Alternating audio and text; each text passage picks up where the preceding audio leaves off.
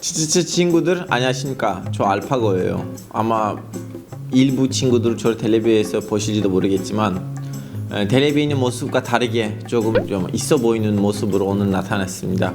여기서 뭐라 할 거냐면 대충 예상이 되시죠? 책 소개할 겁니다. 그리고 놀란 거 뭐냐면 오늘은 할 책 소개 중에 한 권의 책이 제가 직접 쓰는 책입니다.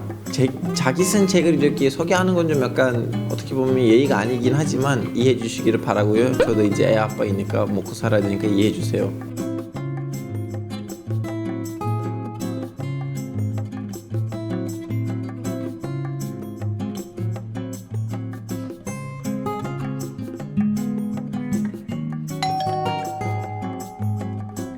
첫 번째 책을 소개해줘야 되는 것보다는 저는 제가 쓴 책을 쓰는 과정에서 어떤 책들이랑 만났길래 그 책을 쓰는지를 설명해야지 더 자연스럽다고 생각해요. 그래서 처음으로 소개할 책이자 저를 책 쓰게끔 자극하는 책을 말씀드릴게요. 서중석 교수님의 책인데요. 이분이 원래 저랑 같은 직업 사람이에요. 본업이 사실은 비슷해요. 그분도 예전에 기자였어요. 저도 예전에 기자였는데 그분은 쓴 책의 이름이 뭐냐면 사진과 그림으로 보는 한국 현대사. 이 책을 보시면 살짝 두껍고 그림이 너무 많이 들어가 있어요. 그리고 사진도 많이 들어가 있고요. 특히 예전에 신문사들에 실린 그 캡슐 많이 넣었어요. 이렇게 그 신문들이 이렇게 잘라서 넣으셨고요. 그 책이 너무나 단순한 한국어로 너무나 외국인들이 쉽게 이해할 수 있는 언어로 한국의 현대사를 이렇게 사진들이랑 뒷받침을 하면서 쓰셨어요.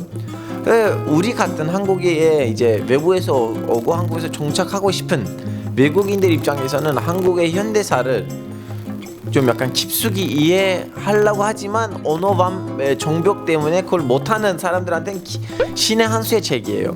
왜냐면 그림이 너무 많고 사진이 너무 많고 그걸로 이제 뒷받침만 하는 데는 자료들도 많이 배치됐는데 글도 너무 쉽게 쓰여져 있기 때문에, 왜냐면 기자이잖아요. 기자는 기사를 쓸 때는 초등학교 4학년에서 대학 당하는 사람의 기준으로 기사를 써야 되거든요. 그래서 책의 말투가 너무 단순하다 보니까 저는 그 책을 너무나 재밌게 읽었어요. 너무나 두꺼운 책이었는데 거의 일주일 안에 끝났거든요. 그 책을 읽고 난 다음에는 이런 소감 들었어요. 저도 이런 책 쓰고 싶다. 왜냐면 이제 여러분도 똑같이 좋은 축구 선수를 보시면 나도 이렇게 축구 선수 되고 싶다, 아니면 스타크래프트를 잘하는 사람을 보면 나도 이렇게 프로게이머 되고 싶다가 하듯이, 그리고 많이 팔리기도 했거든요. 돈도 잘 벌으셨을 거라고 생각합니다. 서중석 교수님. 나도 이렇게 잘 팔리고 사람들이 읽을 때는 좋은 소감을 할 만한 책을 쓰고 싶다고 하는 마음을 그때 들었어요. 한국 역사랑 관련된 아니면 세계사랑 관련된 이렇게 정리책, 읽어보면 정리될 만한 책 하나 쓰고 싶다는 마음이 들었었어요. 그래서 여러분한테 그 책을 너무나 추천합니다. 한번 읽어보세요. 그 젊은이들 읽기에는 말투가 쉽고 괜찮은 책이에요. 아무리 교수가 쓴다고 해서 이렇게 고급스럽게 생각하지 마시고 두껍다고 해서 무섭다고 생각하지 마세요. 자, 방금 전에 말했다시피 이제 좋은 책을 써야 되는데, 그럼 좋은 책을 쓰려면 지식이 좀 약간 단단해야 돼요. 왜냐면 저도 서준선 교수님처럼 이제 한국 역사를 아니면 세계사를 이렇게 정리하는 책을 쓰려면 정치적 배경이 단단해야 되는데, 그러면 정치적 명작들을 읽어야겠다. 그리고 저 전공도 그랬어요. 저는 외교학 전공을 했었는데 이제 학사는 충남대학교, 석사는 서울대. 이제 거기서 읽었던 명작들 중에서 제일 신기하게 읽었던 명작이 바로 이거예요. 군주론. 왜 그러냐면 터키에서 이 책에 대한 이미지가 안 좋아요. 왜냐면 이 책을 읽으시면 이런 말이 있어요. 전쟁을 읽는 과정에서 무슨 모든 방법이 다 정당하다. 이건 좀 약간 터키 정서에 안 맞는 거거든요. 그래서 이 책의 저자의 이름이 마키아벨리인데 마키아벨리즘이라는 말까지 있어요. 무슨 말이냐면 어떤 목표를 달성하려면 모든 것이 해도 되다. 이렇게 좀 약간 나쁜 이미지가 있긴 하지만 책을 읽어보니까 이 저자가 나쁜 사람 아니면 이상한 사람이라서 그런 말이 이 책에 나온 거 아니고, 이 책에 쓰이는 과정을 보시면 저자가 그 당시에 새로 즉위한 군주 혹은 왕자한테 정치를 어떻게 해야 이제 성공적으로 나라를 다스릴 수 있는지를 조언하는 책이에요. 근데 그렇다고 해서 왜 그렇게 이상한 것을 가르치냐라고 물어보실 수가 있지만, 이 책을 보시면 단순히 이렇게 정치적 조언의 책이 아니고 이태리 역사 위주로 유럽 역사를 가지고 한때에 이 군주가 이렇게 했는데 이렇게 됐다라는 식으로 유럽의 거존 역사를 정리하는 책이에요. 그래서 다시 말씀을 하자면 유럽 역사에서 신기한 사건들을 재미있게 정리하고 결론적으로 그 사건들 위주로 군주한테 조언을 하는 책이니까, 이 사람이 그 당시에 이태리에 있었기 때문에 이 책을 이렇게 쓴 거지, 이 사람이 예를 들면 한국에 있었다, 마키아벨리는 한국에 있었으면 그러면 삼국 유사 같은 책을 썼을 거예요. 그래서 이 사람이 나쁜 사람이라서 아니고 역사학적으로 공부를 했는데 이태리 사람들이 그렇게 보이니까 이 책을 이렇게 쓴 거예요. 그래서 저는 이 책을 읽으면서 많은 거 배웠어요. 아, 진짜 군주는 이렇게 움직여야겠다, 군주는 저런 것까지 신경 써야겠다, 그런 군주는 이런 것까지 이제 계산을 해야겠다. 그리고 유럽 역사가 어느 정도 머릿속에서 정리됐어요. 그래서 이 책을 통해서 정치학, 외교학, 행정학에 대해서 기본적인 지식이 세답이 되는데요. 근데 보시다시피 좀 약간 두껍잖아요. 이것이 이제 우리 찌찌찌 친구들이 읽을 때는 어려울 수도 있어요.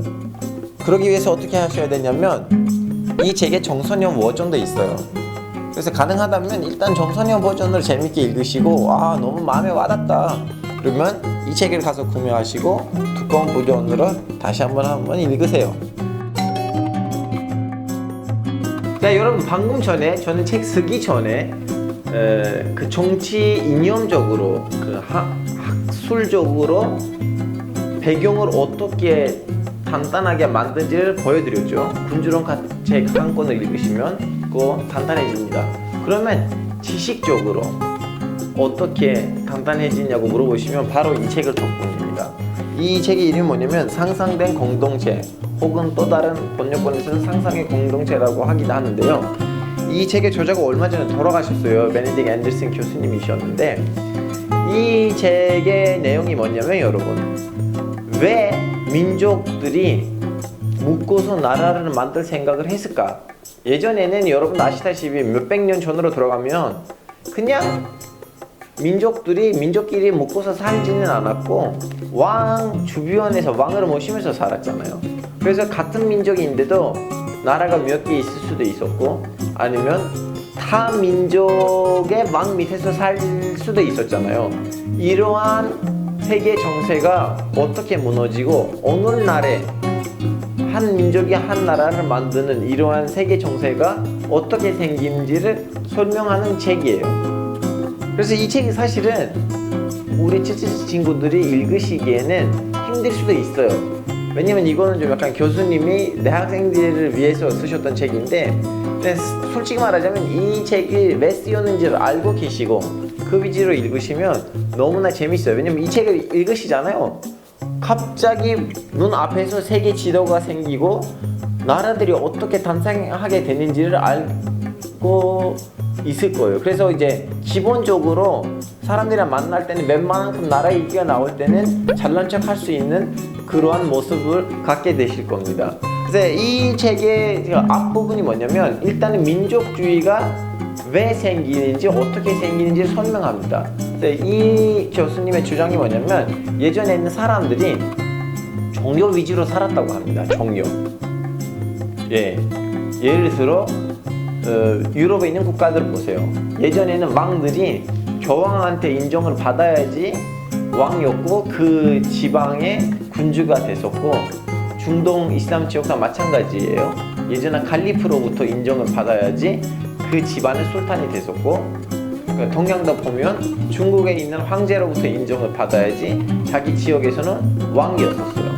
그래서 이렇게 유교 아니면 불교 아니면 이슬람교 아니면 기독교권으로 이렇게 나라 전 세계가 이제 정리되고 있었는데, 갑자기 사람들이 종교에 대한 관심이 좀 약간 줄이고 민족에 대한 애착이 심해졌어요. 그 계기를 이 교수님 설명하는 거 뭐냐면, 인쇄소에 대중화예요. 왜냐? 예전에는 사람들이 자기 민족의 글자 위주로 아니면 언어 위주로 의사소통을 글씨로 안 했다고 합니다. 예를 들면 중동 위주로 말하자면 다들 아랍 글자를 쓰고 있었고요. 그리고 되도록 문서들을 아랍어로 작성하고 있었고, 유럽은 라틴어로 하고 있었고, 또 동양으로도 보면 다들 한자어를 쓰고 있었는데, 근데 이제 인쇄서가 대중화되면서 시골에 있는 아저씨도 자기 인쇄기를 갖게 될 수 있는 분위기가 됐어요. 그럴 때는 굳이 나는 한자로 써야 되나? 중동에 있는 사람은 나는 굳이 아랍만자로 써야 되나?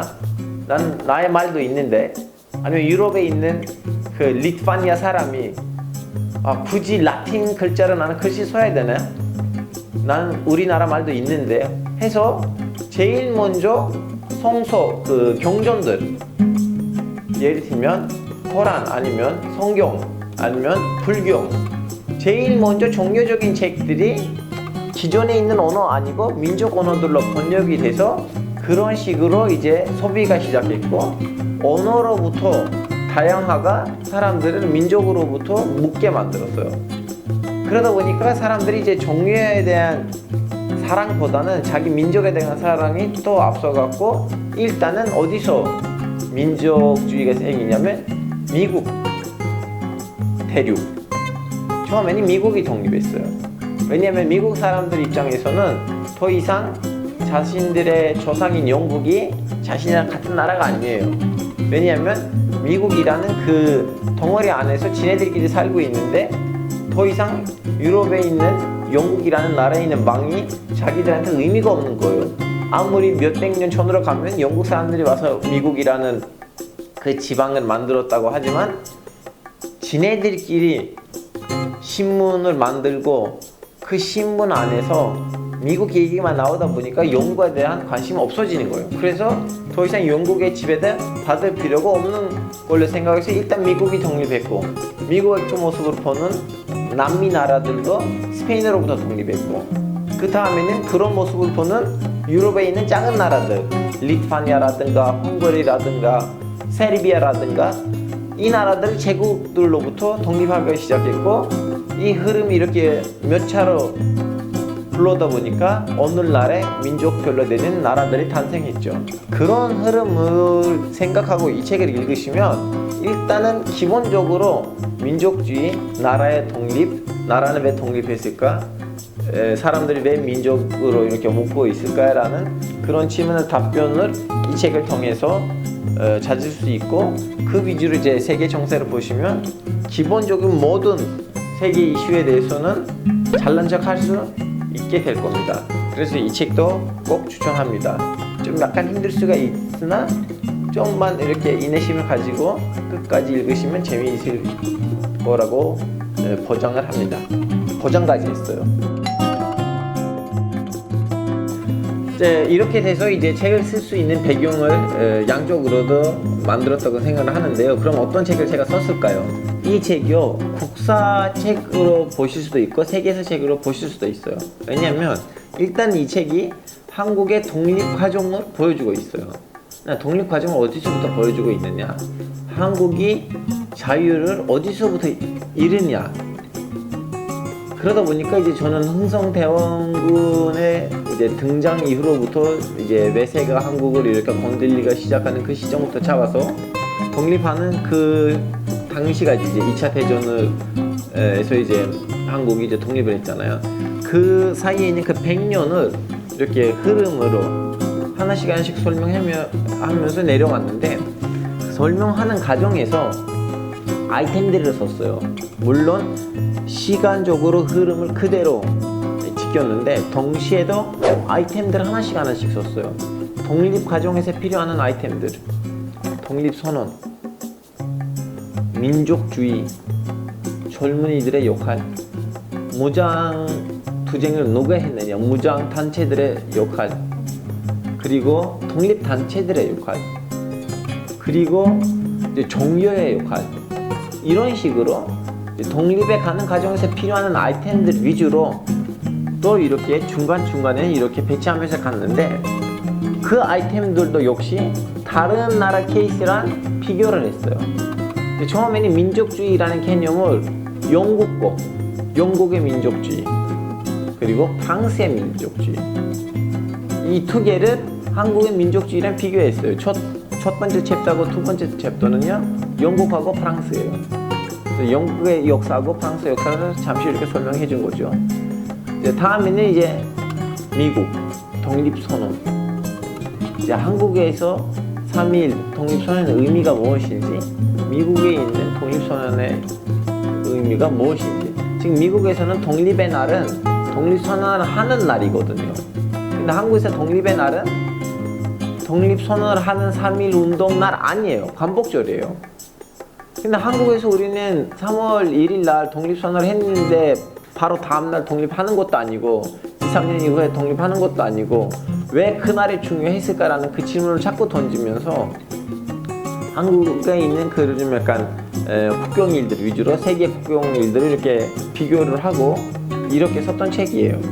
뭐 예를 들면 한국도 어떻게 보면 유교적인 배경이 있고 일본도 유교적인 배경인데 또 이제 일본으로부터 독립을 해야 되잖아요. 그럼 똑같은 케이스로 멕시코도 전주교이고 스페인도 전주교이고 더군다나